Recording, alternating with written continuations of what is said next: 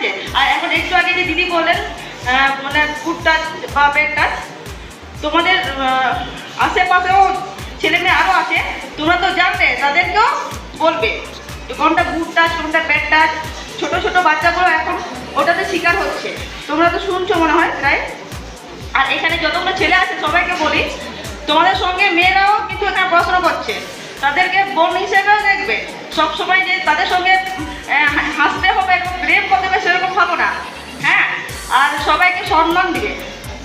আর আপনি হিসাবে কেন তোরা যাহাই কোনটা কথা কাটি কাটি গিদ্র হোক বা দু হোক আপনার তো লই যাবে যে মানে তো যাহা জ্বালাচ্ছে না, হ্যাঁ। আর রাস্তাঘাটে যদি কিছু জ্বালাতে অসুবিধা হতো তো থানার পুলিশ প্রশাসন না কুম্ভ করে দেয় বা টিচার বলে বা প্রিন্সিপাল যাহাই থেকে কমফর্টেবল মনে কুম্ভ দেয়, হ্যাঁ। नियम से ही चबाए ना। धन्यवाद। धन्यवाद पौरव को। यहाँ आज जो एक सेव डेट सेव लाइफ की दौरान एक प्रोग्राम किया जा रहा है, उसका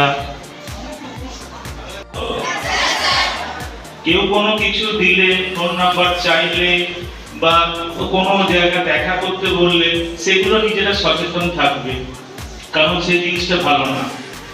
এই বয়সটা এরকমই যে বয়সে মনে হয় সবকিছুই ভালো, কিন্তু কোনটা ভালো সেটা নিজেরাই জানো না। এটা গার্জেনরা যখন বলবে তখন খারাপ লাগবে, কিন্তু এটা ঠিক যে এই বয়সটা সামলে চলার।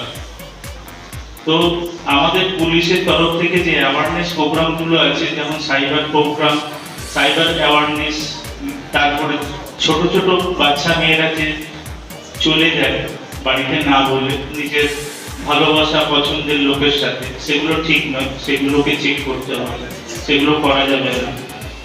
কারণ এখন নানা রকম আগে আমার কাছে কোনো একটা ভিডিও এলো, সেই ভিডিওটা শেয়ার করে দিলাম, তার আগে কিন্তু আমাকে দেখতে হবে যে এই ভিডিওটা কোনো কিছু